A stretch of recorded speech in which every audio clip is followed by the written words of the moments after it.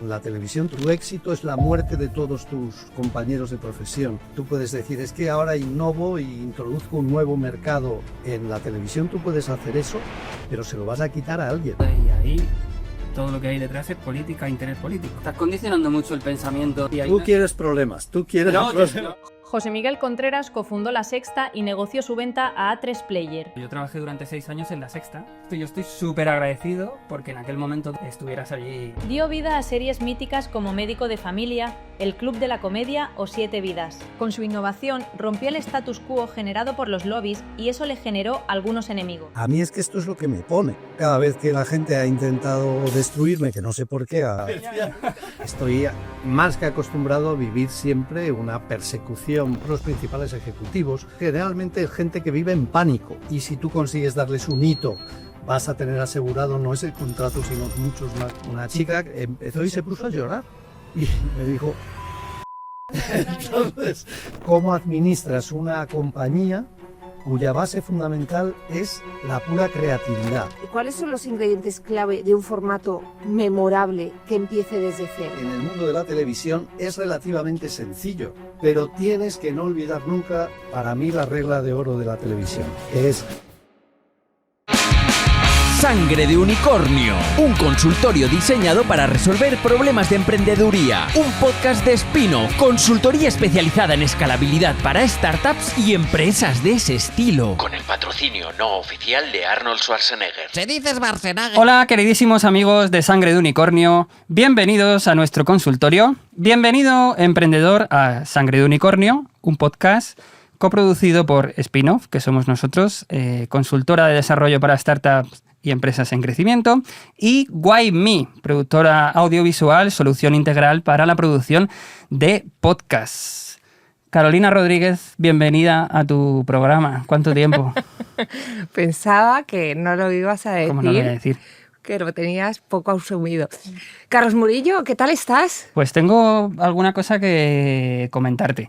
Enseguida vamos a presentar a nuestro super invitado de esta tercera temporada, de nuestro primer episodio de la tercera temporada ya de Sangre de Unicornio. Pero antes, no te vayas, escuchante, que tenemos cosas que contarte. Lo primero, eso, que en esta temporada tenemos la coproducción de Why Me, y estamos muy contentos. Gracias a Iberia Media también por todos los trámites y ponernos en contacto con ellos. Y nada, Why Me, una solución integral para podcast, y luego conoceremos a sus representantes, Mira qué bien. a sus caras visibles. Más cosas. Estamos abiertos a patrocinios. Dinerici, ¿no? Entonces, otra novedad esta temporada es que vais a escuchar algún patrocinador que otro durante el año. Entonces, bueno, pues también, si alguien quiere patrocinar, sangredeunicornio@byspinoff.com, y ahí vamos a intentar ponernos de acuerdo. Miedo me da a ver quién escribe. Bueno, ya vamos a ir viendo. Novedades de contenido, pues igual, sorpresa, quédate hasta el final escuchando. Tú sí, porque tienes que presentar conmigo, pero bueno, escuchante, quédate hasta el final, porque hemos cambiado algunas cositas. ¡Anda! Hemos hecho cambios. A lo loco. La Vero, que nos ha ayudado a esto. Sí. Verónica, un saludo desde aquí. Es la persona que nos ayuda a todo el tema de la conceptualización de la estructura del podcast. Así que va a haber novedades de contenido, quédate para verlas. Y luego, por último, y ya presentamos a nuestro invitado de hoy, vamos a estar presentes en los Podcast Days de 2025. El 2 y 3 de octubre en Madrid, en el Espacio Telefónica, se celebran, ¿sí?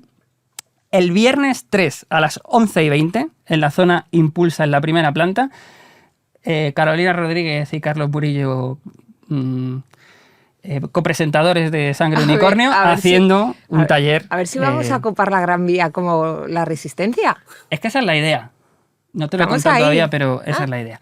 Así que nada, dicho todo esto... Pues nada, hemos preguntado a ChatGPT, antes era Wikipedia, ahora preguntas a ChatGPT sobre nuestro invitado y voy a leer pues lo que me ha contado. Pues venga, básicamente. Adelante. Hoy tenemos como invitada a una persona que sabe cómo se fabrica la tele que ves y cómo se crea la magia que convierte las ideas en cultura pop. José Miguel Contreras, periodista, catedrático, productor, pero sobre todo un inventor de universos mediáticos. Fue parte del equipo que dio vida a series míticas como Médico de Familia o 7 Vidas, impulsó programas que marcaron una época como El Club de la Comedia, cofundó tanto Globomedia, una de las productoras más grandes de España, como La Sexta, un canal que cambió el mapa audiovisual. No se trata solo de títulos ni de cargos, se trata de haber transformado la forma en que entendemos la televisión, de mezclar información, humor, cultura y entretenimiento para llegar a millones de personas. Hoy nos sentamos con alguien que ha reinventado los medios una y otra vez. Dicho esto, José Miguel Contreras, ¿te consideras emprendedor? Lo que me considero es amante de ChatGPT, vamos, me parece la bomba. Y le voy a preguntar más a menudo qué opina, ¿no? La pregunta era si me considero emprendedor. Uh-huh. Bueno, yo, si tuviera que definirme, o sea, yo qué soy realmente, yo creo que hay una palabra que sí que me define mucho y es que soy un activista. Es decir, yo siempre he sido algo que luego he utilizado muchas veces en los medios, el ser un inconformista positivo. Soy una persona, creo que bastante insoportable en el sentido de que nunca me gustan las cosas como están.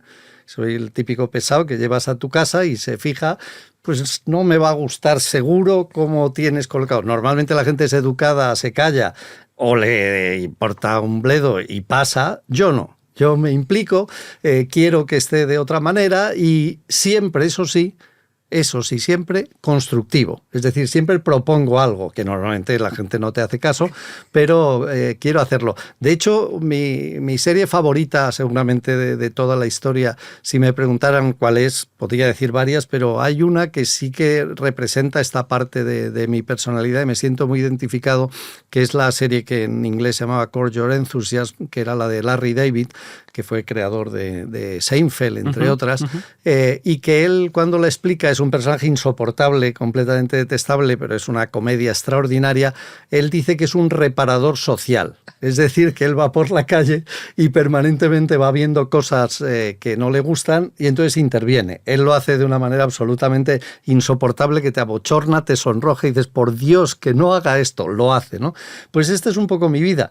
Permanentemente, desde que era estudiante, me he ido encontrando con situaciones que yo decía, pero esto no se podría hacer de otra manera, y entonces mi empeño siempre ha sido hacerlo. Y he tenido la extraordinaria suerte, el destino, si es que existe, que en mi caso yo creo firmemente en él, me ha permitido casi siempre, prácticamente siempre, hacer aquello que soñaba con hacer. Y luego aquello acababa como el Rosario de la Aurora, unas veces bien, otras veces mal, pero desde luego no hay prácticamente reto que a mí no me hubiera apetecido hacer en la vida y que no haya hecho hasta ahora. Y tengo algunos pendientes todavía. Pues yo creo que es una de las definiciones más bonitas de emprendeduría. Totalmente. O de Porque alma emprendedora que he escuchado nunca. Por consecuencia. Sí. Bueno, esto es un consultorio, enseguida vamos a dar paso a la primera llamada, pero antes... me hace ilusión contarte una anécdota. Bueno, porque abuelo cebolleta. Abuelo cebolleta, sí, total. Además es que me hace ilusión porque yo para mí fue un día muy significativo en mi carrera profesional. No sé si lo he contado aquí alguna vez, pero yo trabajé durante 6 años en La Sexta, lo que convierte a José Miguel... ¿En tu jefe? En mi jefe, en algún momento de su vida, ¿no? No sé si, bueno, es Vox Populi, ¿no? Que hubo un momento ahí de negociación con A3 Media, ¿no? Que si se vendía, no se vendía, ¿no? Bueno, eso desde dentro nosotros lo vivimos con bastante incertidumbre, claro, porque no fue una negociación nada fácil. No. Nada fácil, y todo el mundo lo puede imaginar. Entonces, recuerdo que en uno de los momentos más complicados de aquella etapa, que fueron varios meses, cuando peor estaba la gente de desánimo y de incertidumbre y de miedo, vino allí José Miguel un día, se plantó con nosotros y paró a todo el equipo y estuvo durante mucho tiempo, hora y pico, contándonos la situación, respondiendo a preguntas de todas las dudas y miedos que teníamos, dándonos tranquilidad. Y me acuerdo que nos decía, a ver chicos, es verdad, la situación está complicada, pero no os preocupéis, que si no sale, haremos lo que sea para seguir adelante. Entonces, fíjate, lo que es la vida, pues mucho tiempo después nos volvemos a juntar. Yo quiero agradecerte aquello porque para mí pues fue un grandísimo ejemplo de liderazgo. Y efectivamente, pues tengo grandísimos recuerdos, que de hecho lo hablaba con Blanca, ¿no? que nos conocemos a través de tu hija también, y cuando me enteré que era su padre, se lo dije a ella también. Dije, oye, Blanca, es que tu padre hizo esto y yo estoy súper agradecido porque en aquel momento tan difícil estuvieras allí dando la cara con nosotros. ¡Qué bonito, Carlos! Te agradezco que la anécdota sea buena. ¿Te imaginas? Seguro que habría... Viniste a mi casa y cambiaste los muebles, ¿no? Bueno, pues eso queda ahí y vamos a dar paso a la primera llamada. Venga.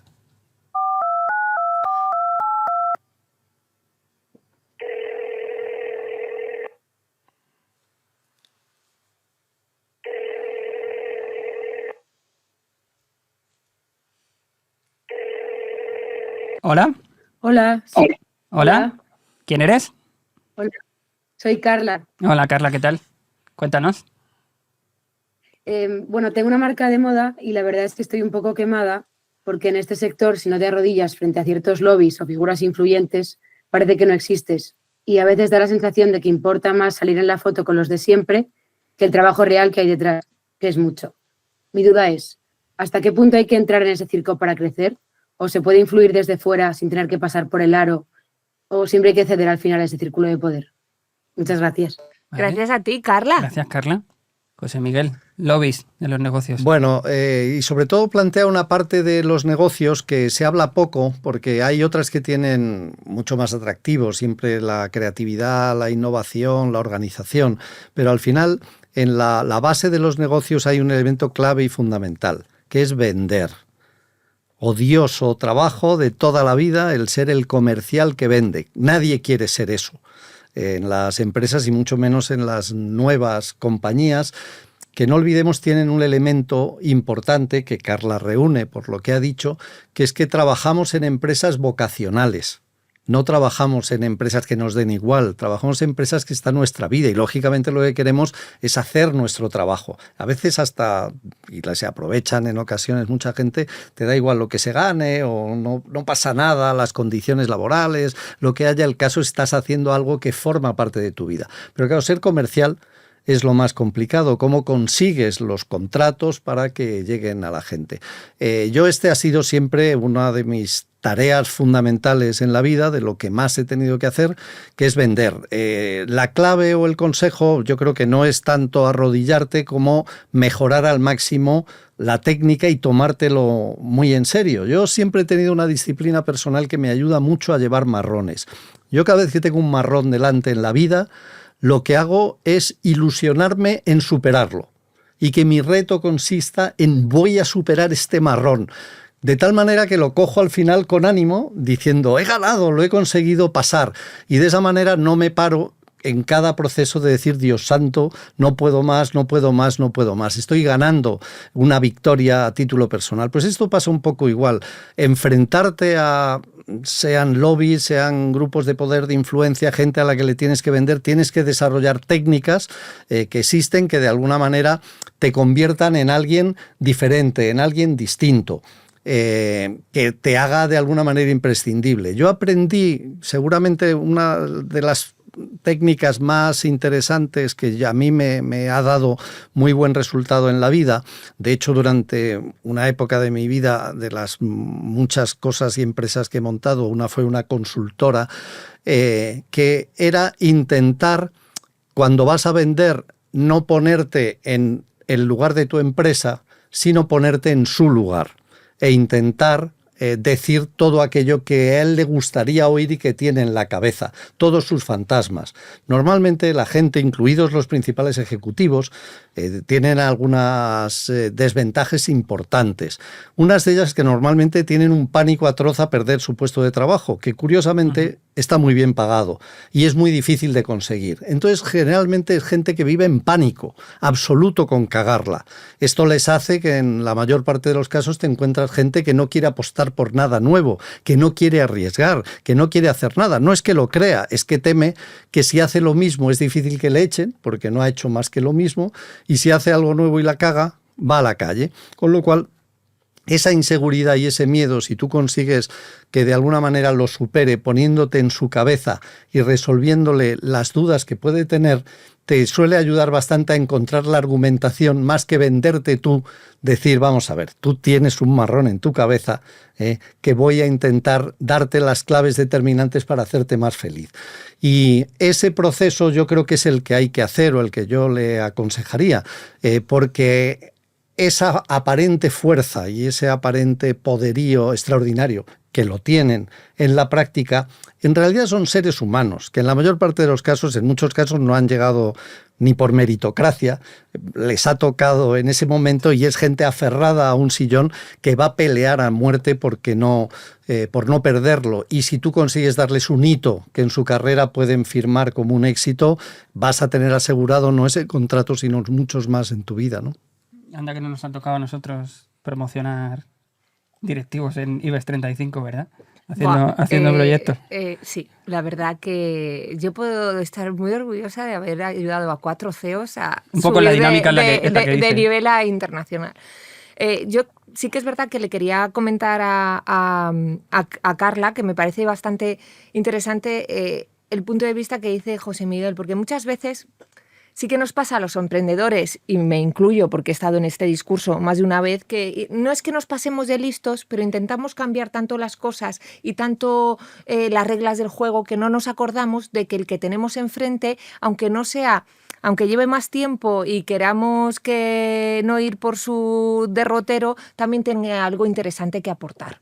¿Vale? Porque aunque esté cagado de miedo y no le apetezca apostar, si apuesta, probablemente lo que traiga de bagaje es muy interesante para desarrollar aquello nuevo. Claro. Y en el entorno, además, creo que era de moda que ha dicho Carla, claro, aquí yo creo que ella está hablando de, oye, tengo que pasar porque lo vean las influencers y me vendan influencer, o tengo que pasar por que mi producto lo compra el Inditex o que Mango o lo que sea, y a lo mejor es que realmente yo no me veo ahí. Me cuestionaría si no ves a tu empresa o tú no te ves jugando en ese juego. Pues también es otra cosa que yo voy a decir aquí. Señores, bienvenidos al juego de que te va bien la startup.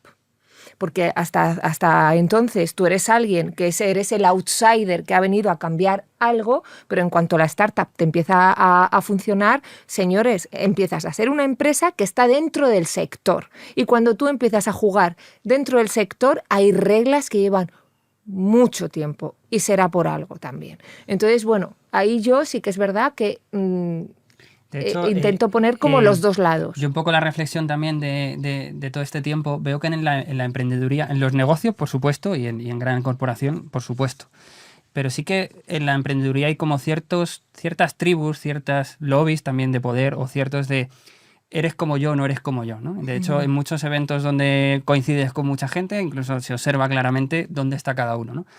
Tú que has tenido 1000 batallas, ¿has tenido que bregar mucho con este tipo de lobbies de poder o con este tipo de energías que hacen por protegerse muchos unos a otros para prosperar? Bueno, mucho. Realmente es el centro de mi vida. O sea, el centro de mi vida es la competencia.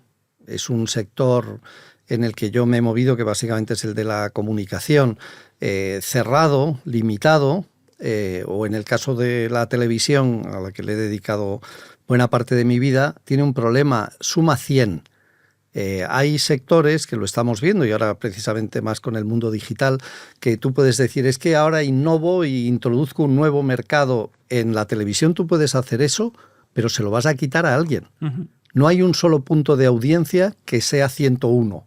Todo suma 100. Con lo cual, es uno de los sectores donde las relaciones internas son más difíciles, porque tu éxito es la muerte de todos tus compañeros de profesión.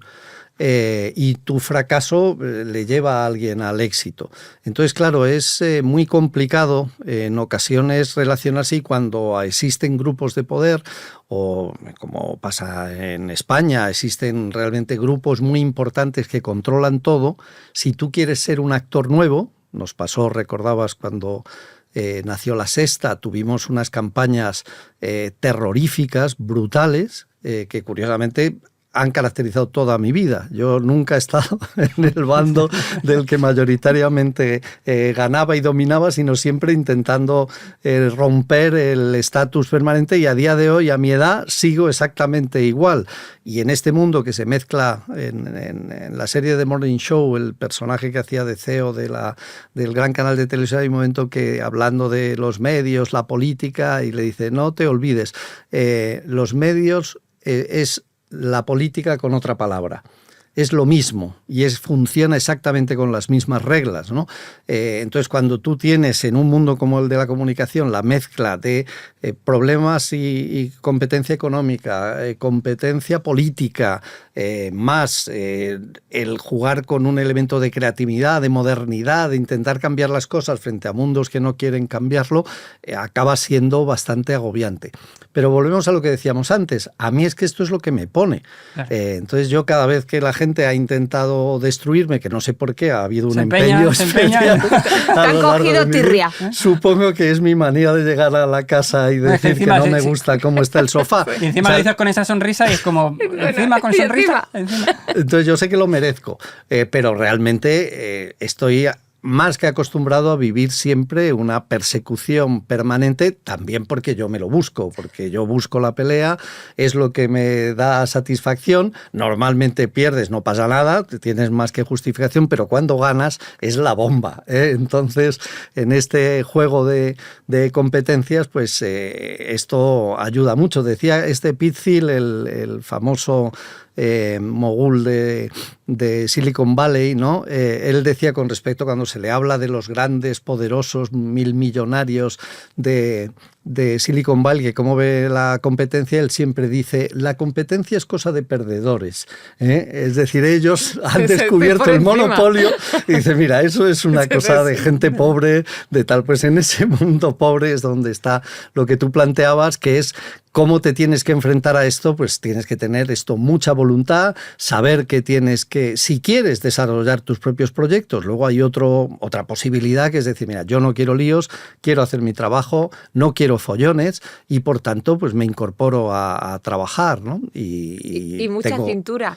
Yo, Carla, y ya te despedimos con esto, si te sirve, yo esto muchas veces, a mí me encanta el politiqueo, es que a mí es una cosa, la mostacilla dentro de la empresa me encanta. El mundo lobby, pues al final es un poco lo que decías, todo el mundo tiene un miedo y tiene algo. Si tú ves, tú intenta que eso es como las pelis del high school, se repite el mismo patrón en todas las escalas durante toda la vida. Entonces, si en alguna vez te ves entrando en una sala para defender tu proyecto en un lobby, acuérdate de que siempre está al que le dan tobas, siempre está el quarterback, siempre está el inteligente, siempre está, etcétera. Entonces, tómatelo un poco así y así sueltas un poco de susto. Y has hablado, José Miguel, de la política que hay detrás también, ¿no? de todo esto.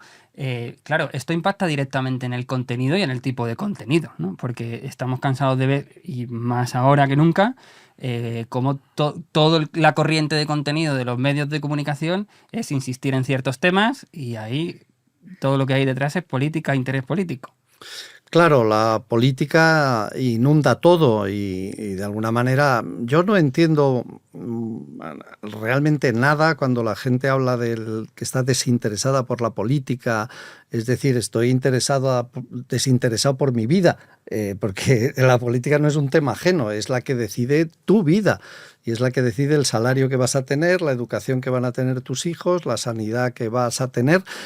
Lo respeto porque estoy muy acostumbrado, me he tirado 30 y tantos años de profesor de universidad, he convivido con tanta gente joven durante tantos años que sé llevar muy bien y entiendo lo que significa, que en muchos casos es una especie de nihilismo más que una posición ideológica, es que paso de todo, ¿no? Es que yo creo que pasa ahora mismo mucho cuando se habla mucho de que hay muchos jóvenes que ahora que están en la ultraderecha. Yo creo que no están ni en la ultraderecha, están en esta especie de nihilismo de yo me quiero cargar todo porque no me gusta el mundo, no quiero saber cómo está, y en vez de ser un inconformista positivo, que yo planteo y pregono, acabas siendo un inconformista negativo y lo que quieres es que entre el Wrecking Ball Sí, pero te unes a los peores.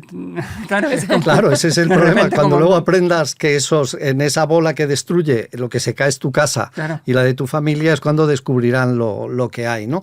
Pero la percepción política, yo creo que es muy importante. Yo es que la he tenido naturalmente. Yo soy una persona progresista desde joven. Nunca he militado en un partido porque un tipo como yo sería insoportable dentro de un partido. O sea, si algo Te lo han no propuesto soporto... más de una vez, seguro. Bueno, me han hablado a veces, pero nunca me ha interesado porque no soporto la militancia en la parte que tiene de obediencia de unos cánones. A mí me gusta cambiarlo todo y a mí que me llegue alguien y diga, hemos decidido, o sea, no lo soportaría, pero admiro mucho a la gente que decide poner su vida al servicio de una causa y no tengo más que respeto y buenas palabras a la gente que lo hace. Pero creo que la política tiene que formar parte de tu vida y en el mundo de los medios me ha encantado lo que ha dicho ChatGPT de esa apuesta por transformar la cultura pop. O sea, yo he tenido un truco en mi vida que siempre me ha funcionado muy bien, sobre todo en la universidad, que tenía un problema. Claro, tú eres profesor del mundo de la comunicación y de qué eres profesor. Si tú eres profesor de derecho romano o de derecho administrativo, en realidad... Oye, el derecho romano se escribió hace un poquito de tiempo, está escrito y lo analizas y tal, y el derecho administrativo de vez en cuando cambian las leyes, pero en el mundo de la comunicación es una broma, porque cada año era completamente diferente. Entonces yo decidí especializarme en algo que más o menos se llamara innovación. Es decir, siempre me obligaba a que todos los años yo lo que daba es nuevas tendencias de cualquier tema, ¿no? De hecho, hay una especie de curso de verano que yo he dado, me daría vergüenza si empiezan a llamar alumnos en algún momento o lo oyen, porque hay un curso que yo he dado 20 años distintos, que se llama La Nueva Televisión. Entonces sirve para todos los años, pero siempre era completamente distinta y siempre era completamente diferente. Esto es una posición política, el aceptar que el mundo tiene que cambiar y que ya que va a cambiar, lucha porque cambia mejor. Lo estamos viendo ahora con el tema de los contenidos, lo que se puede decir, lo que no se puede decir, si ahora hay más libertad y menos libertad. Todo esto son posicionamientos políticos que luego tienen mucho que ver con elementos económicos. Mira, hay un ejemplo, perdonadme si me enrollo, me lo decís. Pero mira, hay un ejemplo bastante bueno que ahora está en la calle y que todo el mundo está en contra, pero todo el mundo lo sigue, de hecho, ¿no? Que es las tertulias y las famosas peleas y diatribas entre unos y otros, la polarización, el tal. ¿Por qué abundan ese tipo de programas? Uno, porque la gente los ve, pero tiene razones, políticas. Hay movimientos políticos en el mundo que quieren que no se hable de los temas de fondo y que lo que vayamos es a una sociedad crispada, caótica, el mundo se acaba, el mundo se hunde y por tanto vamos a destrozarlo todo. Casualmente dicen, y luego ya llego yo, ¿no? Esta es la alternativa que hay. Pero hay motivos económicos muy importantes. Hacer información, y tú has trabajado en informativos, es carísimo. Y lo que fue la moda hace 20 o 30 años, si alguien tiene esa generación lo sabrá, cuando salió la CNN, cuando empezaron a hacer canales de noticias, eran la bomba. Hoy en día es imposible hacerlos porque cuesta una pasta. Si tú quieres hacer un telediario supone que para cubrir la noticia de hoy de lo que han dicho en el Parlamento tienes que mandar a un redactor, a un cámara, a un productor, seguramente a un conductor, tienes que llevar un coche, pasan el día entero, resumen lo que hay, luego tienen que volver, editarlo, hacerlo y al final en el telediario le dan un minutito, que además tiene presentadores que lo tienen que llevar y qué tal. Tú, para hacer eso, para hacer media hora de informativo, te gastas una fortuna. Uh-huh. Ahora, coges a 6 zánganos, digo esta palabra porque yo he sido un activo tertuliano y por tanto sé de lo que hablo, nos metes a 6 en un estudio durante 4 horas... No, te pagan 100 euros por ir y te llenan las horas que haga falta y además funciona. ¿Esto por qué se hace? Pues se hace por la suma de una serie de elementos que si no conoces, pues no lo terminas de entender. En realidad, las tertulias existen de una manera tan extendida porque son un chollo. Por la misma razón que las series de ficción, antes citabais Médico de Familia, es decir, ya no se hacen series como antes, solo las hace Netflix o las hacen las plataformas, pero ya las cadenas en prime time no hacen series. ¿Por qué? Porque valen una pasta. Y hoy en día prefieren ganar más dinero sentando a gente bla, bla, bla, bla, bla, bla, lo que sea, y siempre estará allí un Iker Jiménez con sus amigos dispuesto a llenar 5 horas contando sus películas, que no producir una serie. Pero hay una responsabilidad ahí también, porque claro, estás condicionando mucho el pensamiento de la masa. Y hay tú quieres problemas, tú quieres problemas. No, José, no. Es que lo mismo yo también Claro. Pero ostras, es que lo mismo Médico de Familia, que transmitía valores por doquier, ¿no? Que de repente esto que nos estamos encontrando ahora. Yo esto que tú planteas lo he tenido varias conversaciones con bastantes directivos. Yo he sido muchos años directivo de televisiones y de hecho la consultora que monté era una consultora para altos directivos de televisión, porque yo sabía perfectamente cuáles eran sus miedos, sus preocupaciones, sus desconocimientos, porque eran los míos, y entonces podía entrar en su psicología. Una de las cosas de las conversaciones más repetidas mías, que reincide un poco más en mi carácter coñazo insoportable que entiendo provoque rechazo, es exactamente lo que tú estás planteando. Yo hay gente que le digo, pero a ti no te da vergüenza. O sea, estás en un momento de tu vida en un puesto clave. Eres el director general, eres el director de antena, el máximo responsable en un país de lo que va a haber. Vas a marcar a una generación y intencionadamente no quieres pasar a la historia. Y te vas a dedicar a poner lo que sea. Me da igual que sea una serie turca, que un programa de reality de baja calidad. Yo entiendo perfectamente la parte comercial, absolutamente. Entiendo la parte económica, pero que no salga de ellos el deseo de trascender, el deseo de cambiar la sociedad, el deseo de influir en la gente en positivo. Me asombra, realmente me asombra el que hay ese tipo de personas que en muchos casos ocupan puestos de responsabilidad y que evidentemente te odian si tienes este tipo de percepciones, en las que es muy fácil estrellarse. O sea, yo me he equivocado tantas veces y tal. Lo que pasa es que tengo una gran ventaja y es que yo me olvido de mis fracasos absolutamente, ¿no? Y ya con la edad me empiezo a olvidar de los éxitos también, pero ese es otro problema que no viene a cuento ahora. No me busco más problemas. Yo no sé si hemos despedido a Carla. Carla, gracias. No sé si sigue por ahí, pero bueno. No. Ahí va, pobre Carla. Carla, madre mía. Carla, gracias. Bueno, te has quedado en el trozo más interesante del programa. Ya sí, eso, Carla. Oye, muchísimas gracias por escucharnos y por llamar y por escribir a Sangre y no Unicornio. tengas miedo a ciertos lobbies e intenta ver un poco desde el punto de vista que lo ha planteado José Miguel muy bien, no tanto como un enemigo, sino como alguien al que ayudar a mejorar, ¿no? Y no te acomplejes, o sea, al final el miedo lógicamente que te da a decir por qué tengo que trabajar con ellos, ellos también sufren, ¿eh? La única diferencia es que ganan mucho más dinero que tú y suelen hacer lo que les da la gana, pero salvo esos dos pequeños detalles, en el resto es gente que también vive angustiada por perder lo que hay y nunca olvides que viven de gente como tú, es decir, que necesitan encontrar ese talento y por tanto es un problema pesado, coñazo, difícil, pero tiene su aquel, ¿eh? Pues muchísimo ánimo. Carla, gracias. Gracias. Bueno, gracias. Pues gracias. Gracias. Qué descuido, amiga. No, verdad, sin despedir ¿cómo se nota que tenemos bebés en casa? Sin despedir. Mierdas que nos gustan. Intro. Mierdas que nos gustan.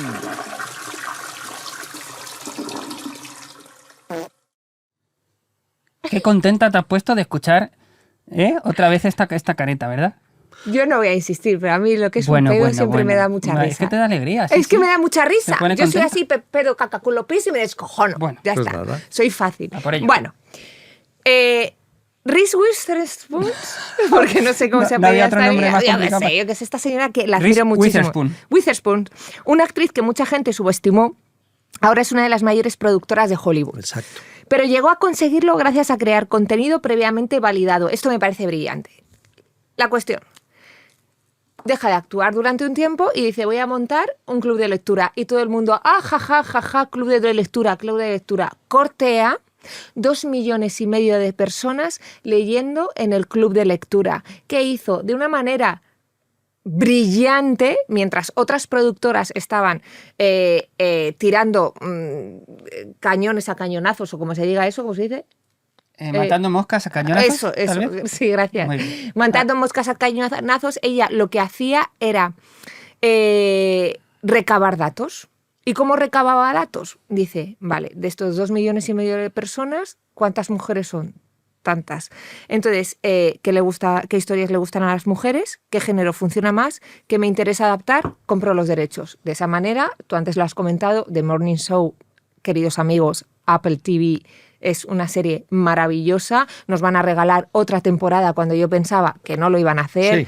Sí. Vamos a ver qué tal, cómo lo estiran, pero bueno, confiemos. La veremos, eso The sí. Big Little Lies, la compró HBO, ganó todos los premios posibles con la primera temporada. Daisy Jones and the Six. Es decir, esta señora pasó de facturar en un año 120 millones a facturar en un año, insisto, 310 millones. Acaba de vender su compañía hace 3 años por 900 millones. Bueno, me parece bastante interesante. Entonces, ahora la pregunta es, ¿cuáles son los ingredientes clave de un formato memorable que empiece desde cero? ¿Qué tiene que tener? Bueno, evidentemente no hay un solo camino. Hay muchos muy diferentes. En este caso, el caso de Reese Witherspoon tiene bastante valor porque efectivamente ella buscó de ser una actriz que parecía que no iba a ningún sitio, a encontrar lo que hoy en día es una clave fundamental de las plataformas, que es tener grandes novelas que te permiten trasladarlas luego y convertirlas en formatos de series. Y encontró esta fórmula del club de lectura que le permitía garantizar que tú ya vendías un producto hecho. En ocasiones, bueno, son los nombres de la gente los que venden por sí solos y los que atraen mucho. Hubo un caso muy llamativo, una de las empresas, antes de que pusieran de moda esto de los unicornios y de las empresas y de millonarios, que es un poco de mi generación, y es que cuando las empresas eran solo los grandes estudios, y eran Disney, Universal y Warner, y todos eran empleados, hubo de repente 3 tipos en Estados Unidos que decidieron montar una compañía que se llamaban Steven Spielberg, Jeffrey Katzenberg y David Geffen. Katzenberg estaba especializado en animación, David Geffen era uno de los productores musicales más importantes del mundo y Steven Spielberg venía de cine. Algo había hecho, sí. Estos hicieron SKG, la compañía, de subtítulo DreamWorks.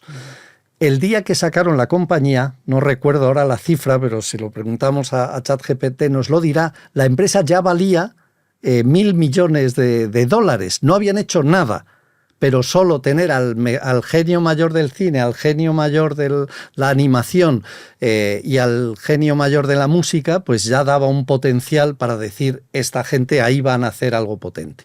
¿Cuál es mi experiencia a tu pregunta, que no quería eludirla? La clave para el formato. Para mí, la clave en el mundo de la televisión es relativamente sencillo, porque consiste en que tú tienes que cambiar el hábito de lo que la gente está consumiendo. Por tanto, tienen que dejar de ver lo que ven para ver lo tuyo, porque esto es competencia pura. Si fuera una pareja, se la tienes que levantar a otro. Esto no tiene vuelta de hoja. Por tanto, ¿qué es lo que tienes que hacer? Tienes la opción habitual que la gente hace, que es, ¿qué es lo que funciona ahora? Pues yo voy a hacer lo mismo. ¿Qué suele ocurrir? Pues que no funciona, porque dices, hombre, para esto ya me quedo yo con lo que tengo. Todos los días después de comer, desde hace años, me veo el TV Movie de Antena 3. Pues que mi padre está enganchadísimo a eso. Pues es que eso cuesta mucho tirarlo para atrás. Llevas años con eso, pues ya con esto me quedo. Fíjate, el Sálvame, la de años que se ha quedado. Si tú quieres hacer algo, por tanto, primera regla, tienes que hacer algo nuevo, que no se sabe nunca por las encuestas, porque la gente, pues nosotros sabemos con la audiometría y los estudios perfectamente todo lo que le gusta a la gente minuto a minuto, casi segundo a segundo del día anterior, sin problema. Lo que tú quieras saber está, pero lo que no sabes es qué le va a gustar mañana. Esto no lo sabe ni Dios. Por tanto, tú sabes que si quieres hacer un formato de éxito y clave, tiene que ser algo nuevo.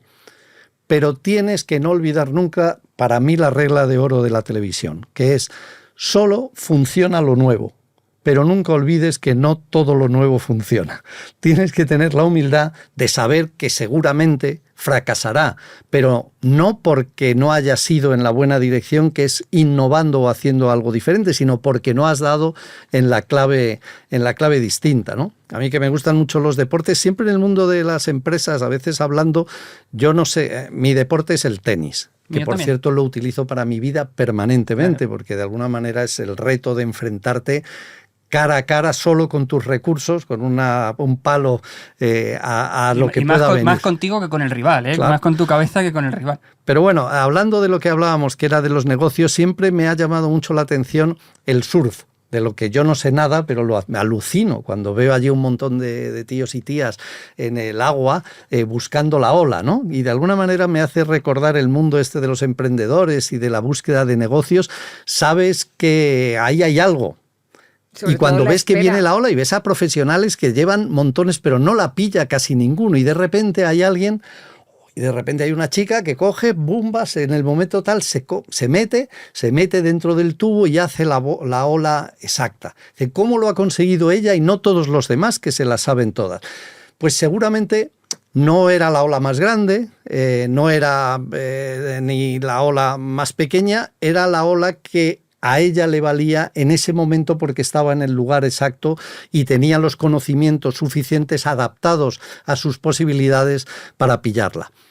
Pillar la ola, pues es la clave para mí siempre, cuando pienso y pensamos en formatos y en ideas distintas, en esto de pillar la ola. Es decir, ahora mismo que existe, está todo el mundo dando vueltas, vamos a colocarnos en un sitio distinto, no donde esté todo el mundo, colócate en otro lado, punto de vista diferente, y a partir de ahí tienes que esperar a que te venga la oportunidad, que te venga la ola, tienes que venderla y subirte, y seguramente te vas a caer, pero cuando te caigas que no te importe. Ahora, como la pilles, que alguna vez la vas a pillar, si estás preparado para eso, alguna vez la vas a pillar, pues eso es el disfrute brutal. Pero más allá de alguna vez la vas a pillar, a ver, por ejemplo, el Club de la Comedia famosísimo, eso era redondo. O sea, eso tú ya, el día que lo estabas pensando antes de eso, ya sabías que iba a ir bien. O sea, algún formato, o sea, nadie sabe lo que va a gustar mañana, pero sí que has debido tener la sensación que con formatos iban a tener éxito, o por lo menos el feeling, o por lo menos la intuición, ¿no?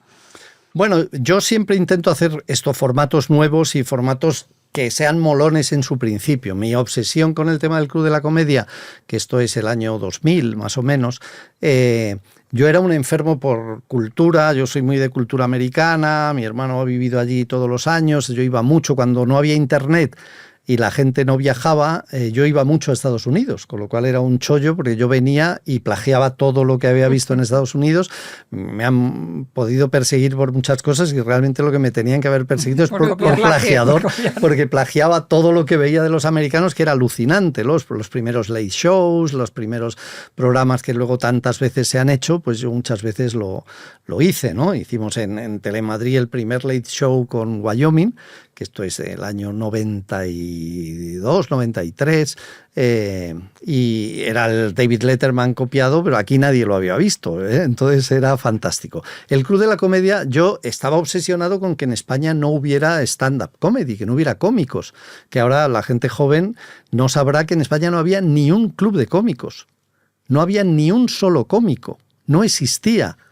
Y yo decía, pero si esto es buenísimo, joder, se sube ahí un tío, una tía y hacen chistes, es fantástico, ¿a quién no le va a gustar echar una carcajada? Pero no existía esa profesión. Entonces yo me planteé, bueno, ¿cómo voy a vender un formato de algo que no existe? Por supuesto, todos los directivos de televisión me van a decir, pero tú eres idiota, cosa que llevaban razón. ¿Cómo pretendes vender algo de una cosa que nadie sabe lo que es? Entonces hicimos algo que curiosamente con los años ha sido criticado por algunos, yo lo entiendo, pero tengo la explicación y creo que acertamos en aquella ocasión, que es inventarnos algo que no existía. Entonces, para inventarte algo que no existía, tenías que inventarte, quién lo escribiera, porque no había guionistas. Y en aquel tiempo costó mucho encontrar y encontramos un equipo muy bueno. Curiosamente hoy es famosísimo porque el primer jefe de guionistas Pablo que encontramos fue Pablo Motos y su equipo, que montó un equipo fantástico para crear aquello, pero no existían ese tipo de profesionales. No había cómicos. No teníamos ningún cómico al que llamar para que lo hiciera, con lo cual cogimos actores o de comedia que fingían hacer el papel de cómico. Esto hoy en día a la gente le parece atroz, pero es que entonces nunca hubiéramos hecho el programa. Y en tercer lugar nos inventamos un escenario. Ahí sí que hubo un poco pasada, porque en vez de hacer un bar de ladrillo, como eran los stand-up y como suelen ser los clubs, yo pensaba, digo, mira, la gente va a decir, joder, qué cosa más cutre, qué tal. Y dije, ¿por qué no hacemos cuando el stand-up llega al Radio City Music Hall? Es decir, hagamos el teatro más maravilloso, con la lámpara de araña más bonita que exista, con una luz absolutamente preciosa y con un público completamente entregado. Público al que hubo que formar para que entendiera cómo se aplaude. Cuándo hay que aplaudir, cuándo no, pero lo tenían que hacer de manera natural. Es decir, vamos a ver, se aplaude cuando hay un chiste y si alguna vez el chiste es muy bueno puedes ya ovacionar, pero no cortéis a la gente permanentemente y tal. Todo esto hubo que inventar una ficción y esa ficción funcionó. Luego, una vez que funcionó, ya al segundo año, ya lo teníamos previsto, empezamos un concurso de jóvenes valores, donde chavales jóvenes, que a mí esto es de las cosas emocionantes que tiene, ya soy tan mayor que a mí me empieza a tocar mucho la fibra encontrar gente joven que te recuerda de que hizo una cosa junta. Gran parte de los cómicos actuales me recuerdan, joder, yo es que me hice cómico viendo el Club de la Comedia. Bueno, Broncano pasó por el Club de la Comedia, ¿no? Broncano pasó mucho, sí, fue de los que más ha tenido. A Broncano lo conozco desde que era muy joven. Desde que era moreno, ahora es rubio. Sí, exacto. Y además lo conozco del tenis, que compartimos afición por el tenis, aunque él sea un nivel manifiestamente más bajo que el mío, pero bueno, no se puede ser bueno en todo. Ya está, Broncano, ya está. Él es un gran presentador y gran cómico, ya está. Pero en lo que importa, que es el tenis, un nivel más bajo. Y esa fue un poco la historia del Club de la Comedia. Entonces, bueno, dimos con una tecla que estuvo 20 años en antena, ¿no? Que luego tiene, de cara a los negocios, y hablando de lo que estáis hablando de emprendedores, la otra gran desgracia que tiene este mundo. Que la gente dirá, joder, te habrás forrado con el Club de la Comedia. Pues yo del Club de la Comedia no tengo ni un derecho. No cobro nada por haber sido el creador absoluto y total del programa, por haberlo inventado, por haberlo desarrollado. Esto en otros países no ocurre, pero en España ocurre. Y ahora mismo dice, ¿dónde está el formato? Pues está en el cajón de una cadena. El Globomedia, ¿no? No, es que no es la productora, los tienen las cadenas. Okay. Y las cadenas se quedan los formatos y te lo bloquean. Si no quieren, tú no puedes sacarlo, ellos no quieren hacerlo, por motivos diferentes, y puede que aquello se hunda. O sea que a veces tus propias criaturas, tus propios hijos e hijas que creas, ni son tuyos, porque te los quitan al nacer completamente, ni tienes autoridad ninguna y desde luego no vas a recibir ningún tipo de rendimiento económico. Que es la parte esta que antes decía, estamos en una profesión complicada, pero es una profesión muy, muy vocacional. Y esto a veces complica la estructura del negocio a la hora de montarlo, a la hora de organizarlo, a la hora de hacerlo. Alguna vez he oído en vuestro podcast que viene gente que dice, no, nosotros damos acciones a todas las personas de la compañía, tal. Yo no soy un partidario de ese tipo de... Mira que soy una persona progresista, de izquierdas, y yo creo que hay que darles acciones a los que realmente tienen que tener acciones. Exacto. Y las acciones, por supuesto, los accionistas están obligados porque son los que ponen el dinero, los que consiguen hacer el negocio son los que tienen que tener acciones y los que aportan la creatividad realmente, que es la materia prima de la que vivimos para hacer el negocio y tal. Pero el resto de gente, lo que hay es que pagarle muy bien y llegar a un acuerdo laboral. Claro. Que es decir, y cuando se acabe, se acabó. Yo no quiero héroes en la compañía, no quiero gente que trabaje 20 horas, yo te tengo que pagar tus derechos laborales muy bien porque tu relación con la compañía es distinta del que está volcado vocacionalmente y tal. Bueno, me estoy metiendo en otro jardín. Me gustaría destacar dos cosas para nuestros escuchantes emprendedores que me ha parecido, todo me parece fascinante, pero dos cosas que has dicho que es, cuando has hablado de la metáfora del surf, el no tener miedo a caerte, eso me parece maravilloso porque al final yo creo que esa es lo de, bueno, si ¿cómo dice el manual del startupero? ¿Cómo se dice? Lo de romantizar el fracaso. Romantizar el fracaso. No me refiero a eso, porque nosotros no abogamos por romantizar el fracaso. Sí que abogamos por decir, bueno, si me caigo, confío muchísimo en el José Miguel de futuro, en el Carlos del futuro, en la Carolina del futuro. Lo decimos muchísimo. Que me levantaré. Que lo vamos a solucionar, sí. Pero yo no romantizamos para nada el pasar por el fracaso. Es una putada. Dicho esto, sí que es verdad que, por ejemplo, nosotros cuando montamos Spin-off dijimos, bueno, a las malas, pues, yo qué sé, la podemos cagar en 2 o 3 años, todavía tenemos nombre dentro del sector, algo ¿Alguien nos recogerá? majo nos ofrecerán, ¿no? Y entonces como que siempre que hemos tenido el culillo apretaico, que es pues cada 2 por 3 como buenos emprendedores, nos tranquilizamos diciendo, bueno, a las malas todavía estamos en el hype del sector de la emprendeduría. Tal. Entonces creo que eso es bastante interesante. Insisto, no es romantizar el fracaso, es decir, confiar en el tal del futuro. Y luego, sobre todo prepárate para la siguiente ola. Es decir, claro, si esa no la has pillado o te has caído, lo que nunca vas a pillar la ola es si no estás preparado en ese momento. En ese momento, entonces, para ese contexto. Claro, hay formación, hay efectivamente tener las ideas claras, aprender de los fracasos y estar preparado a que te llegue, porque si no, nunca te va a llegar. No. Y luego, lo otro que me ha parecido brillante, que, bueno, cuando has comentado, tuvimos que educar al público también, es decir, teníais todo tan estudiado que no dejabais ciertos hilos fuera, y esto me parece muy interesante para emprendedores, porque hay veces que no le dan importancia a pequeños detalles que hacen que tu idea brille, y sin ese mini detalle probablemente igual el formato no hubiera funcionado tan bien, porque yo he estado en stand-up de Los Ángeles, no sé qué, la gente ya conoce los esa códigos, cultura. Claro. Porque es una cultura, además. Es una cultura muy underground que lleva desde los años, bueno, la serie que han puesto en, ¿cómo se llama? Que a mí me encanta, Mrs. Maisel, te está hablando de que es una cultura que lleva desde los años 50, por lo menos, ¿no? Fíjate, hay una anécdota divertida que me contaba el otro día, bueno, un cómico, no lo digo por si él no quiere, que se diga que me contaba la historia de, bueno, yo creo que le dará igual, qué tontería, tiene más gracia Maldonado, que es un cómico extraordinario, que Miguel Maldonado. Él dice que ahora hay un problema en los espectáculos que es el efecto Broncano. O sea, lo que Broncano ha inventado, que es la bronca en el plató, esto va contra las normas de la televisión históricamente. O sea, no puede ser que empiece un programa y la gente empiece a insultarle, a llamarle de todo, o él con el tambor. Normalmente en los platós hay un regidor, ¿qué tal? Él ha hecho eso que a la gente, a todos nos ha fascinado. Realmente desde el primer momento formas parte de un espectáculo extraordinario y te ayuda a empatizar y a meterte en ese mundo. Y me contaba Maldonado que ahora el problema que tiene es que eso ha educado a la gente y hoy en día ya en las actuaciones es imposible. Entonces dice, no, es que fui a no sé dónde, estuve allí en una actuación tal y de repente la gente empezó, me acuerdo que creo que era que empezaron a gritar Mazón dimisión porque estaban en Valencia o no sé qué y estuvieron 7 minutos diciendo, vamos a ver, esto es un espectáculo, por favor, está bien, se aplaude, se tal, pero la gente ya es bronca, es juerga.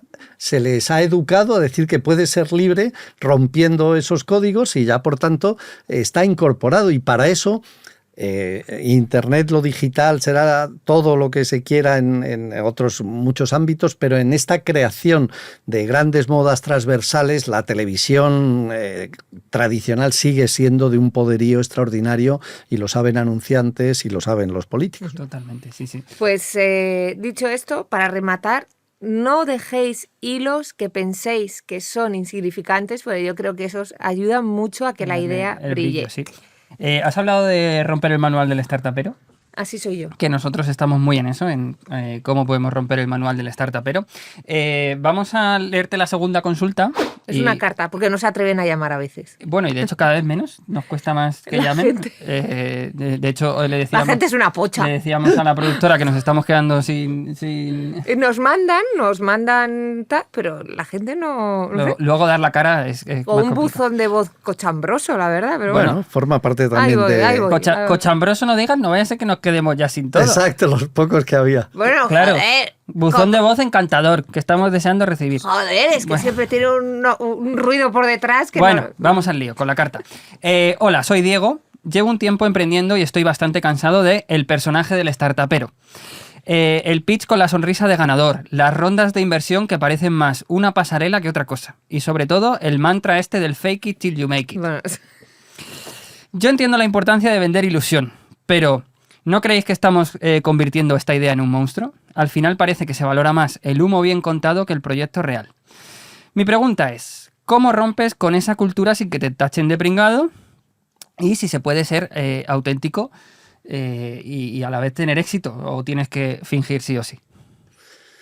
Bueno, claro, también cada sector es diferente, pero yo creo que todas nuevas empresas, sobre todo que han venido unidas al mundo digital, es todo tan nuevo, tan necesitado de una conexión muy directa con el consumidor y muy inmediata, que lleva a una cuestión que por lo menos ha sido para mí muy importante en mi profesión, que es cómo administras una compañía cuya base fundamental es la pura creatividad y lo haces que sea compatible con una empresa que tiene unos horarios de trabajo, que se entra a trabajar de un horario a otro, que tiene unos niveles salariales, que tiene unos sindicatos que marcan unas reglas y que tienes unos objetivos que cumplir, que desde luego para un buen creativo es matarle. Es matarle. Tienes que decidir una de dos, o contratas a gente que no reúne las condiciones de brillantez, porque él seguramente brillante va a ser lo suficientemente friki en la acepción más positiva del término que uno puede imaginar, como para no aceptar ese tipo de regulaciones, o si no, esa empresa va a acabar matando la creatividad. Yo a esto le acabo llamando la gestión del caos. O sea, yo siempre me he planteado las empresas diciendo, tenemos que tener muchísimo caos, y cuanto más caos haya, mejor, en el sistema de trabajo, de organización, de horarios, pero es muy importante que introduzcamos siempre objetivos. Lo decía antes al principio, es decir, que en vez de ser una obligación de tienes que conseguir, sea un reto. Y que la gente, porque eso sí que le mola a la gente creativa, porque todo el mundo tiene ahí un complejo que utilizan en el mundo anglosajón, que dicen que es la mayor limitación que existe creativamente, que es el complejo de ser mejor que los Beatles. Es decir, la cantidad de gente que le dices, coño, haz una canción, dale pop y tal, y dice, pero algo de los Beatles, vamos a ver.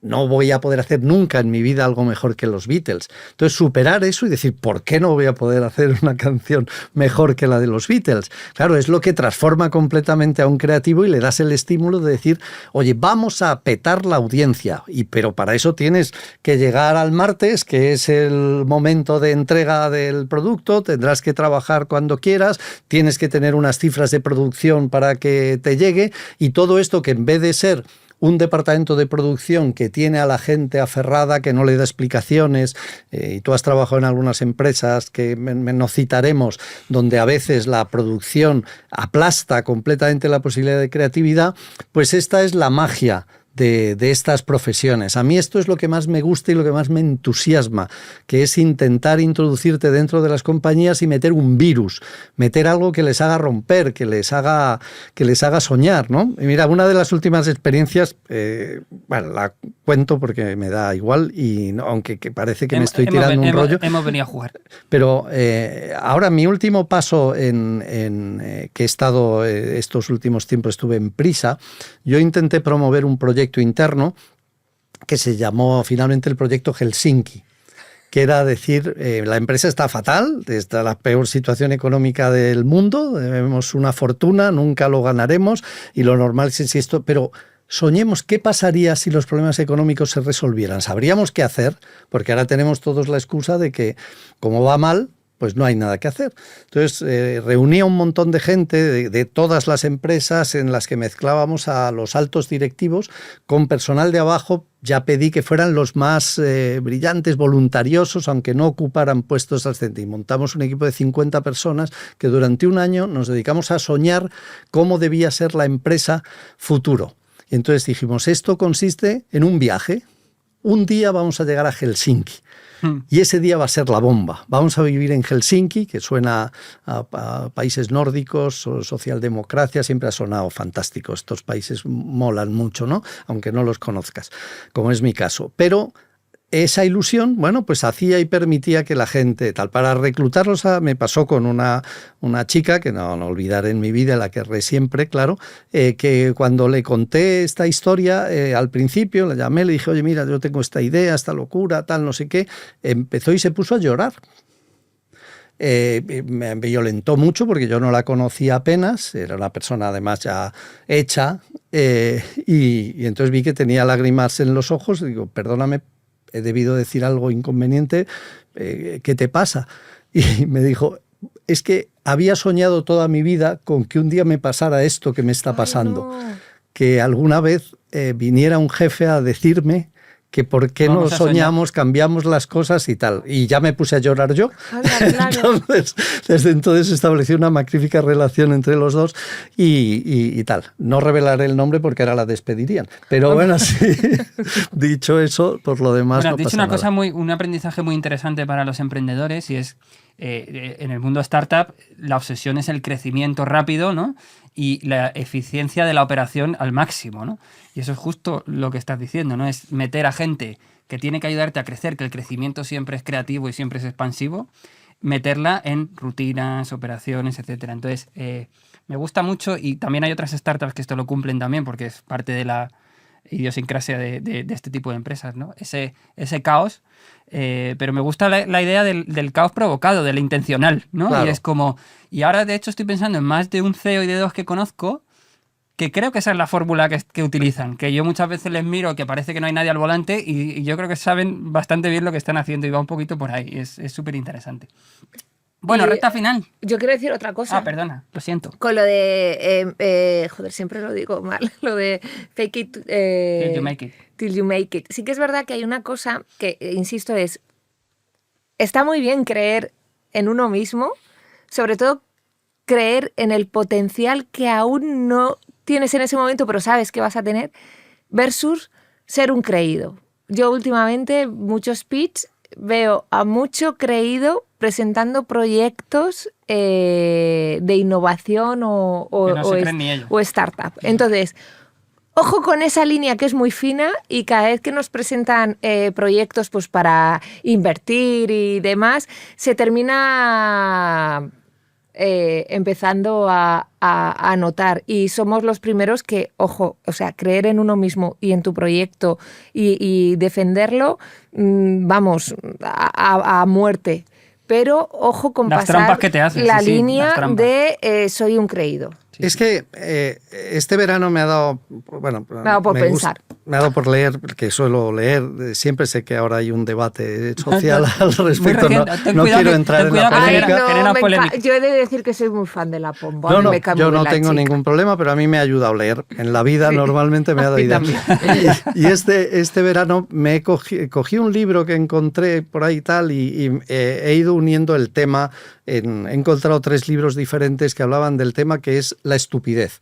Y hay un par de libros italianos, curiosamente allí debe ser, lo explican ellos, que tienen mucho motivo para hablar del tema por lo que ha sido la representación de Italia, en el que más o menos dicen que ellos han inventado el desastre del mundo, empezando por Berlusconi, han acabado ahora con la ultraderecha gobernando y en medio han tenido 5 estrellas y a cómicos de gobernantes, sí, en fin. Una de las cosas que dicen normalmente es que si te interesa mucho el tema de la estupidez, plantéatelo porque por algo seguramente te interesa. Y ahí hay muchas reflexiones sobre el tema efectivamente de la percepción que uno tiene de uno mismo, ¿no? Es muy conocido esto del el efecto Dunning-Kruger, estos 2 psicólogos que inventaron una teoría que yo creo que es como del año 99 por ahí, que hicieron que era la historia de que todo el mundo tiene mejor percepción de sí mismo de lo que realmente es y que eso en cualquier encuesta sale, ¿no? Pero tenían un concepto que a mí me encantaba que se llamaba el Mr. Stupidity Peak, que era la cima del señor idiota. Entonces decía que en los casos de estupidez se encuentra mucho que la gente, cuanto menos sabe de un tema, normalmente más convencida está que lo conoce perfectamente, hasta que llega a alcanzar una cima en el que realmente ya es imposible porque acaba creyéndose un especialista de algo de lo que no tiene ni puñetera idea. Creo que desgraciadamente todos conocemos en nuestra vida momentos que esto ocurre y que en ese momento ya es imposible crecer más, ¿no? Y luego hablaba de que esa curva con el tiempo va bajando y crea la curva de la ilustración, que es que cuando la gente empieza a leer o a enterarse un poquito de algo, empieza a darse cuenta de que no sabe nada y que lo que le empieza a crear es la angustia de decir, es que no tengo ni idea, y empiezas a aprender y esa curva llega al final a ir creciendo hasta darte la confianza, lo que tú estabas planteando, Carol, de decir realmente yo sé lo que sé, porque sé lo que he estudiado, sé lo que he trabajado. Pues curiosamente, la conclusión final es que esta curva de la ilustración en su momento más alto nunca jamás alcanza la altura que alcanza Mr. Stupidity Peak. Os recomiendo muchísimo una canción de un grupo que se llama Los Punsetes, que a mí me gusta mucho, que se llama Idiota, la canción, y hace también reflexión. Tiene un montón de canciones de Los Punsetes que tienen unas letras brutales. Son brillantes, son buenísimos. Os invitamos directamente aquí a venir. Uno de ellos trabaja en La Sexta, el batería trabaja en Al Rojo Vivo. Sí. Ah, no me digas, pues nunca lo supe. Pues yo les admiro mucho y me encantan las canciones desde... Pues la de Idiota, hay un hombre en España que lo hace todo. No, es que es buenísimo. Y además tiene una canción dedicada a las tertulias y a que hablan de todo sin tener ni idea. Sí. Bueno, pues pasamos a una nueva sección, Carlos Murillo. Nueva sección, estrena nueva sección. José Impresionante, ¿ves? La mostacilla. Solo lo nuevo funciona, recordad. Dentro intro. Mostacilla. Mostacilla. Mostacilla. Mostacilla. Una sección con muy buen sabor de boca. Pésimo chiste. Bueno, solo lo nuevo funciona. Voy a ser sincero porque no puedo mentir. Aquí hemos copiado más, ¿eh? A mí me ha ido bien. Hemos ahí, copiado, sí. Ido resulta que en la reflexión de la nueva temporada nos han dicho: sois el único podcast de todo el mundo que no tiene las 5 preguntas. De picadito, de esto de rapidito contestar. 5 preguntas rápidas al final. Entonces nos hemos subido al carro, básicamente. Somos así. Entonces, todo lo demás a lo mejor sí era más nuevo. También copiamos de Cristina Tárrega, pero hasta aquí... Con lo bien que iba a velocidad lenta y ahora cagarla. Pues vamos con ellas. Primera pregunta. ¿Qué mito sobre el emprendimiento crees que todos repiten, que todo el mundo dice, pero tú sabes que es mentira? El de que el elogio hunde a las personas. Siempre lo dice la gente más creída, más absolutamente despreciable, y que siempre yo cuando se lo escucho decir, pero bueno, esto me parece la cara más dura, ¿no? Segunda pregunta. Si pudieras borrar una decisión que tomaste en tu emprendimiento, ¿cuál sería y por qué? Pues seguramente... a la hora de encontrar errores y cagadas importantes, creo que a veces la ilusión y la sensación de que estás haciendo una gran revolución te hace olvidarte realmente de hacer los números bien. Entonces, esta parte que decíamos antes del caos, haz los números. O sea, emociónate, ilusiónate, todo lo que quieras, pégate calentón, pero haz los números, porque yo no los he hecho varias veces y siempre me he estrellado cuando no lo he hecho. Vale, tercera pregunta. ¿Qué consejo das a otros emprendedores que tú nunca has llevado a cabo? Que yo nunca haya llevado a cabo es difícil porque soy muy mayor y he hecho prácticamente de todo. Es que el que voy a decir suena fatal y es lo peor para un curso de emprendimiento, pero haz empresas para ganar dinero. Que lo decía el otro día Ferran Adrià en la temporada cuando estuvo aquí. Yo no he hecho nunca empresas para ganar dinero. Y creo que hay que hacerlas para ganar dinero. Realmente yo he partido de un principio que si lo hago muy bien, el dinero tiene que ser la consecuencia de hacerlo bien, pero no el fin. Pero realmente al final, si haces empresas y aceptamos un sistema capitalista, que nadie se engañe. El dinero es estupendo, es lo que te permite luego ser libre y hacer lo que quieras. Por tanto, haz empresas para ganar dinero, que yo no las he hecho y a mí me ha ido de maravilla y he ganado suficiente dinero como para no preocuparme, pero por casualidad, no porque de verdad lo haya buscado, ¿no? Okay. Cuarta pregunta, ¿qué hábito personal ha tenido más impacto en tu negocio, aunque nadie lo considere glamuroso? Algo que para ti sea una rutina súper importante, que digas, esto me ha favorecido mucho en mi trayectoria profesional. La envidia. La envidia, sin lugar a dudas. Yo soy un tipo súper envidioso. Entonces, nada me da más envidia que el disfrute de otros. O sea, yo ver a alguien feliz disfrutando de lo que hace me vuelve loco. Digo, yo quiero hacer lo mismo, yo quiero hacerlo.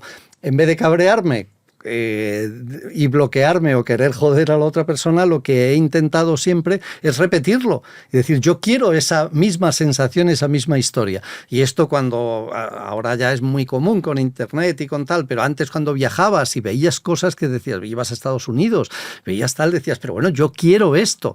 La envidia a mí ha sido un elemento que me ha dado enormes satisfacciones en la vida, porque es el impulso que más me ha ayudado siempre a ver disfrutar a los demás y verles felices. Yo quiero ser igual de feliz que ellos. Qué buena. Y última pregunta. ¿Alguna vez fingiste algo que te ayudó a avanzar?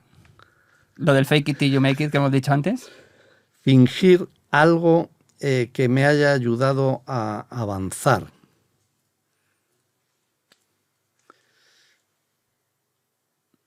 Me cuesta esto, no me sale. ¿No te sale? No, nunca, al revés. O sea que a mí siempre creo que el tema del auténtico y de ir de auténtico lo he hecho. No se me ocurre.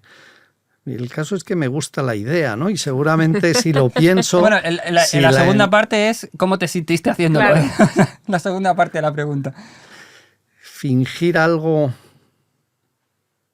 No, me cuesta encontrarlo, ¿no? O sea, realmente te puedo cambiar un poco por darte algo que te dé vidilla y que no sea bueno. O sea, hay un elemento clave determinante que en las ficciones es lo que más se utiliza. De hecho, fíjate, Juego de Tronos es la serie más simple del mundo. Desgraciadamente me muero de envidia de no haberla hecho.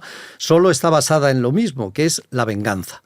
Es decir, coges a un personaje... Lo puteas hasta el límite máximo, y ya al final dices, por Dios, quiero venganza, pero si lo vas a matar al otro, vamos a pararnos, quiero ver la sangre que se retuerza, qué tal. Un elemento muy importante para mí en la vida, que posiblemente no me sienta orgullosa, es la venganza.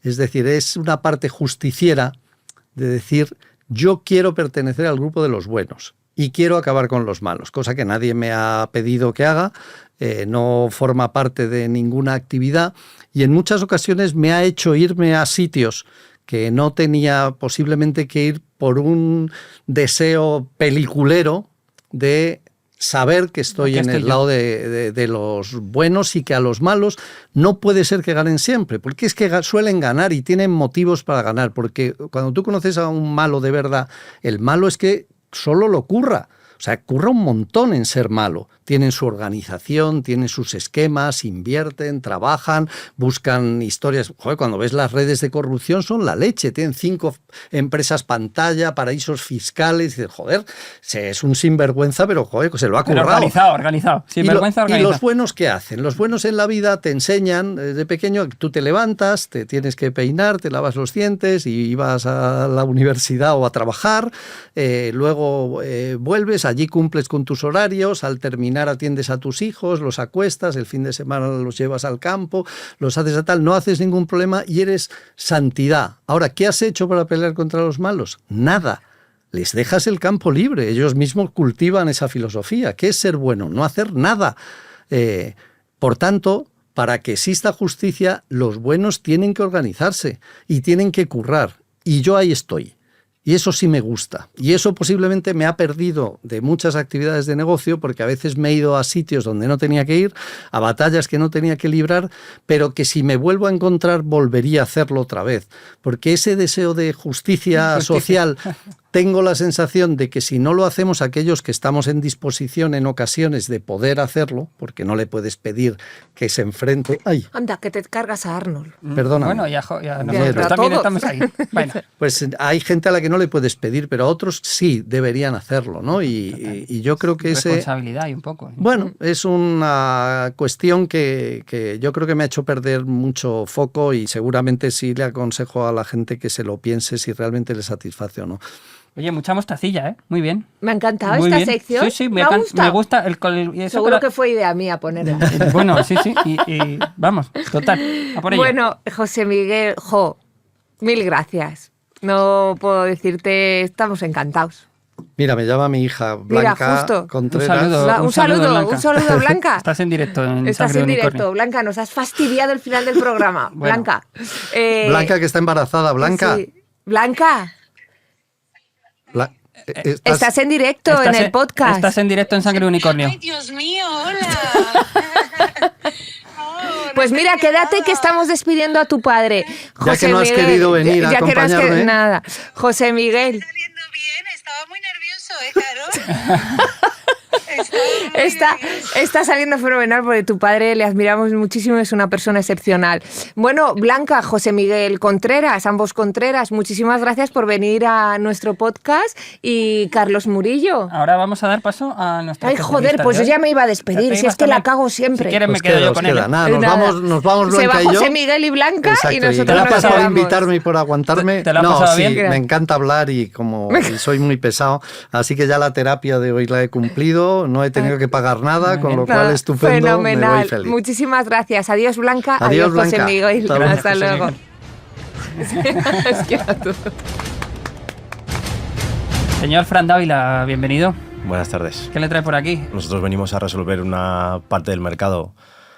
Como ha dicho antes José Miguel, hay que tener muy en cuenta qué hace falta, qué es nuevo, y es toda la parte de producción de podcast para medianas, pequeñas empresas, emprendedores, startups, que no lo tienen tan fácil como las grandes compañías. Bueno, y vamos a decirlo, nuestro partner de coproducción de esta temporada, Why Me, que aquí Eso es. presentamos en Sociedad y que nos van a estar acompañando durante toda esta temporada. Por supuesto. Vamos a hablar un poco de ese tema, yo creo que es interesante, ¿no? Pequeñas compañías que no tienen grandes presupuestos, pero que en el podcast hay una oportunidad de crecimiento brutal. Parece que es un nicho súper saturado, pero hay una oportunidad de crecimiento brutal. Brutal. De hecho, todas las grandes compañías a nivel global están lanzándose a ello porque es un área gris ahí que nadie se metía. Es complicado empezar. Las grandes compañías tienen un gran presupuesto, las pequeñas no. Por eso nace nuestro modelo de negocio. Justo facilita ese inicio, ayuda con la parte de setup, con la parte de local, toda la parte de tecnología y el equipo. Entonces, es muy importante estar ya no solo por tendencia global, sino porque, oye, dejas un hueco ahí que nadie cogía, que tú empiezas a coger con muchísimo tirón, muchísima afluencia, targets que a lo mejor tu empresa no cogía de una forma natural. Y bueno, para todos los creadores más nicho, más chiquititos, pues oye, tengo una idea muy buena, pero no tengo los medios para lanzarlo. Yo no puedo montar, no tengo espacio, no tengo un local, no tengo una nave. Bueno, pues para eso estamos nosotros. ¿Qué crees que tiene que tener en cuenta una persona que quiera dar ese primer paso? Yo creo que con que tenga una idea medianamente validada, que no sea... que puede funcionar, lo de copio a lo hago tal cual, con mi estilo y funciona, pero yo creo que, hombre, sí que es cierto que si te paras a pensar un pelín, hoy en día con ChatGPT, con toda la IA que tenemos, toda la información en YouTube, en todas las plataformas, tampoco es tan difícil sacar un poco, oye, pues a mí me gusta el motor, pues dentro del motor no hay nada de coches diésel antiguos, familiares y no sé qué. Bueno, O sea, ¿tú crees que la clave es ese nivel de ennichar las cosas? yo creo que el nicho... Ennichar. Ennichar, esa es muy Me ha buena. gustado mucho lo de Nietzsche. El castellano antiguo. Yo creo que nichar con una idea es fundamental, y para mí la segunda parte, bueno, hay una segunda y tercera que es calidad, porque creo que hoy en día la calidad media está en un nivel muy alto. O sea, lo que hace unos años era una buena calidad, hoy es calidad baja. Calidad me refiero no solo a la idea, sino al contenido, a la producción, al guión, un poco esa profesionalización del podcast, hoy en día es un nivel muy alto. Entonces, lanzarte con una cámara mala en casa, con un setup muy básico y tal, siempre va a jugar en tu contra. Y la idea puede ser muy buena. Entonces, sí, lo que dices tú, que ahora ya hay tanta cantidad que ya el hecho de... Detalle que decías tú antes. Sí, exacto. De ya el hecho de lanzarte desde tu casa, como hizo La Pija y el Kinky, por ejemplo, que era en la cocina de uno de ellos en plena pandemia, o Las Chicas Estirando el Chicle, que son dos grandes, maravillosos ejemplos dentro del mundo de podcast, ya no es tan, ¿cómo se dice?, tan romántico como ahora, porque ya hay mucho de dónde elegir. Lo que has dicho antes, esto va de constancia, de encontrar algo diferencial, y la constancia. Totalmente. Yo, personalmente, ya no escucho podcasts que se escuchen mal. O sea, se valora mucho más la calidad. Mucho. Y que se vean mal, sí. O sea, tanto por formato como por ritmo, como por ejecución. Totalmente. A ver, yo creo que si tienes una idea muy buena, por eso lo he dicho como primero, yo creo que como Sangre de Unicornio, por ejemplo. Vale más la idea que tanto la ejecución, la calidad del setup, el sitio. Pero sí que es cierto que el nivel está tan alto que es como mandatorio hoy en día el tener que tener unos mínimos. Yo creo que unos mínimos es esencial. Aparte, montarte tú, alquilar una nave, comprar todo el mobiliario, micros, cámaras, focos, es una inversión importante. Por eso nuestro modelo te ofrece todo eso sin desembolsar prácticamente nada, un precio pequeño. Y luego en un futuro, si funcionas, pues ya ves, ¿sabes? Sí, claro. Entonces, se puede evolucionar. Evolucionar claro. Es maravilloso. Yo lo único que quiero comentar, bueno, más allá de que ahora comentemos otra vez, recordemos lo de los Podcast Days, que estaremos allí. Para mí ha sido muy bonito cómo ha surgido nuestra coproducción de esta temporada, ¿no? Porque precisamente te has presentado diciendo ayudamos a crecer a empresas, ¿no? Y entonces es que estábamos muy alineados en valores, ¿no? Entonces nosotros lo hacemos desde la consultoría estratégica, desde el negocio, desde la marca, la cultura, pero es que eso sin un siguiente paso de difusión, de comunicación, de divulgación y de cosas bien hechas, además en eso de las cosas bien hechas también estamos bastante alineados. Total. Entonces simplemente queríamos presentaros y queríamos contar a la audiencia lo alineados que estamos en ciertas cosas y en ciertas visiones a la hora de ayudar a crecer a pequeños proyectos que creemos que pueden ser muy grandes. Muy relevantes, totalmente. Y nada, y por último, para finalizar, recordar otra vez que gracias a esta colaboración con Why Me, con Iberia Media, vamos a estar en los Podcast Days el viernes 3 de octubre de 2025. Espacio Fundación Telefónica, 11 y 20 de la mañana. Estaremos haciendo un taller donde seguiremos hablando un poco de esto, ¿no? Cómo llegar a esa idea, cómo tener un poco qué cosas tienes que tener en la cabeza para arrancar y para crecer. Lo vamos a petar. Lo vamos a petar. Si les queréis venirse. Seguro, hombre, así claro. que si queréis irse, ¿no? O no, si queréis venirse. Sí, claro. Si me queréis irse, no, venirse. pero si me queréis venirse. Es un chascarrillo. Si queréis empezar en podcast, tenéis que venir. No hay otra. Por ejemplo. Él mucho mejor. Es lo mucho dice. Menos mal que hay alguien aquí con sentido común. Bueno, Fran, un placer. Muchísimas gracias. Gracias por estar con nosotros en el barco también. Os tendremos en cuenta y nada. Why me. A crecer. A por ello. Carolina Rodríguez. Ahora sí que sí, Carlos Ahora Murillo. ¿Te quieres ir? ¿O nos Yo quedamos sí, un rato? porque me ha subido la leche de la teta derecha. Que hay y que la tengo visibilizarlo ir eso. joder, es que yo estoy lactando. Y estoy en el destete. Yo os entiendo, ¿eh? Y de vez en cuando me sube de repente un lado de una teta y es pum. como, y pum, y me tengo que ir a Y también descargarla. La verdad, no te puedo hay que hacer negocios Bueno, lo que te voy a contar. No me sale ayer una noticia. Esto estaba guionizado todo. ¡Ay, Carlos, que me forro! Y pone que ahora entre los culturistas se lleva a tomar leche materna. Y Venga, le he dicho hasta a mi luego. marido, Las nuevas nodrizas. Pablo Castellano, Modelo de empresa. nos forramos, porque soy una vaca lechera. Así que creo que vamos a sacar un negocio de Las eso, Carlos. nodrizas del siglo XXI próximamente en tu gimnasio de referencia. Alucino, ya es que ya, en fin. Bueno, pues nada. Sangre de unicornio, @vallespinos.com para cualquier duda. Nos vemos en el próximo programa. Hasta la próxima. Adiós. Si quieres hacer una llamada, mandar una carta, anunciar tu empresa o que te lean la mano, escríbenos a sangredeunicornio@vallespinos.com. .com no.